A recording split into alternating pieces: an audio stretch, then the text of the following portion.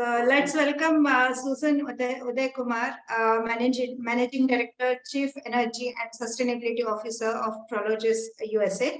She'll be talking on net zero ambition of Prologis. Susan Uthayakumar leads the company's sustainability and energy solution business.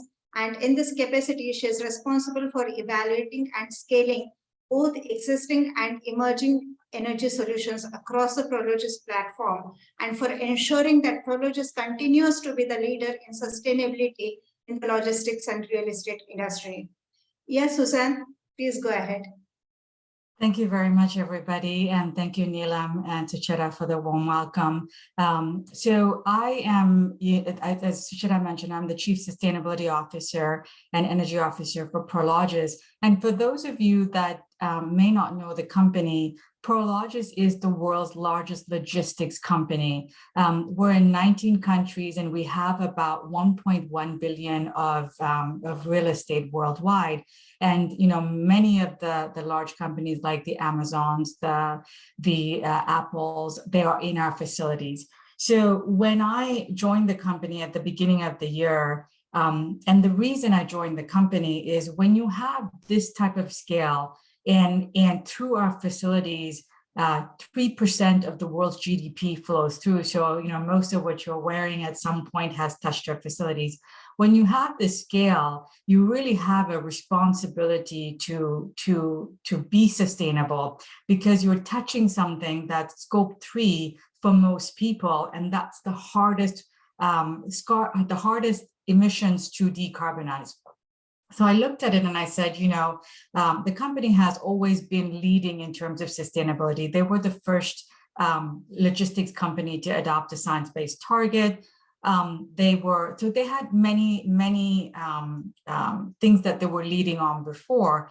But I thought that given that we were touching real estate, which all of you know, embodied carbon is really hard to remove, and transportation, because so many large trucks are coming into our facilities, and both of those two segments add 65% of the global's greenhouse gas emissions. So I thought that it was time for us to be really ambitious. And we decided to set our net zero goals in June. And our goals are these. Our goal is to say that we should be net zero in our operation by 2030, and that we should be net zero in all our value chain, so including all of our scope 3 emissions by 2040. And setting this goal, what it means for us is, one, we really have to think about what are the drivers we have to drive. So first off, 99.9% of our emissions come from scope 3. And in that category, two things drive our emission. One is the energy use of our tenants, and two is the embodied carbon that come from the cement and steel that are used in our buildings. So we decided that we can tackle the first one, the energy use of our tenants in our facilities, by actually setting up a business to provide renewable energy to them. So what we do is we actually fund all of the energy projects in our facilities. We install, maintain, and operate the energy system.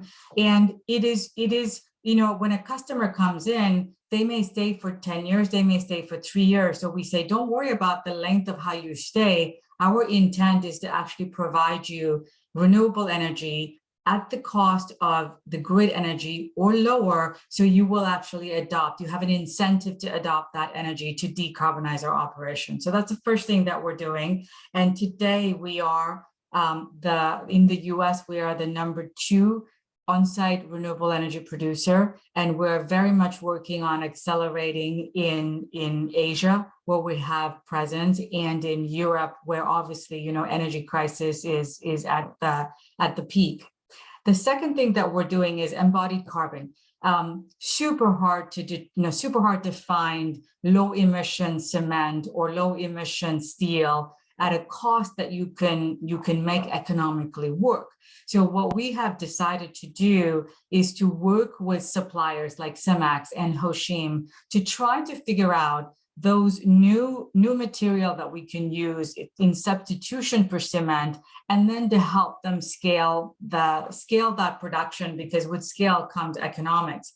I mentioned earlier the size that we are. So when we are spending time and investment to identify new solutions, our intent is to really bring up the industry. So if we can scale something and make it economically feasible, and we're going to share this knowledge with others that are building, other real estate companies or whomever it be. So those two are we're focused on our biggest drivers.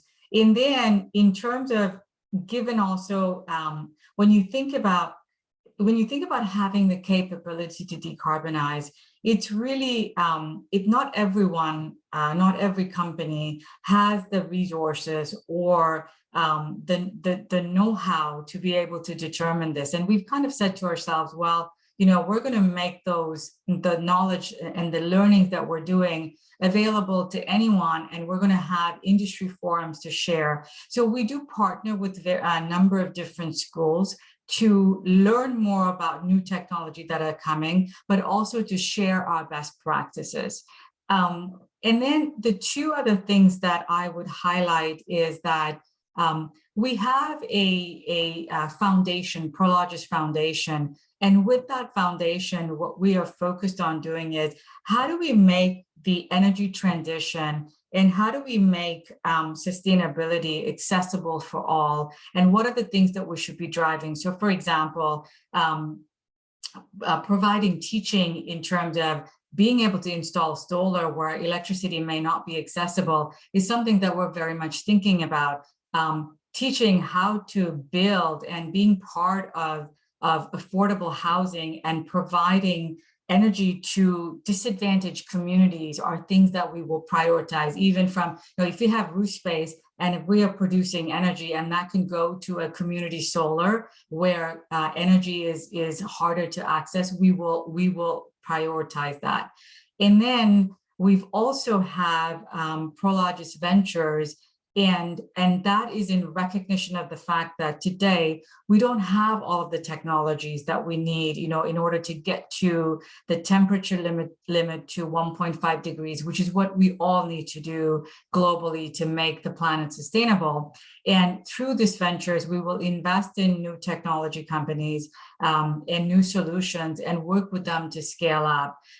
We also partner with the likes of MIT, for example, who do a lot of research on new technology. So stepping back, our intentions, if I can summarize, is one, use our scale to provide solutions to others that may not have the resources and the scale to get that done. Share best practices. We believe that the energy transition and a cleaner future is really working with the ecosystem. And three, to make clean energy affordable for our customers, as well as communities where we think we can make a difference. And that's really what I wanted to share. And I think if all of the companies, big or small, can think about the ecosystem and think about what is just, right? Not just in the developed world, but also in the developing world, what can you do to enable the transition? I think we will all be we will all make progress much faster and in a way that's meaningful for everyone. And that's what I want to share. Thank you, Susan. This is a tough job. Yeah. Whatever you're doing is not easy. That's what I understand. Yeah. And then yeah. especially where we are going and returning back and talking about these, not having carbon prints, we know how difficult it is because on surface you don't see it. And so Yeah. you are the people who are working behind the screen, and then the rest of the people are enjoying all the fun, they are creating all the pollution around without thinking what we are doing to this, universe. But we are all responsible for what is happening. But thank you very much for the work that you have done. And I can see the big operations. And as you said, you are the second largest in the US.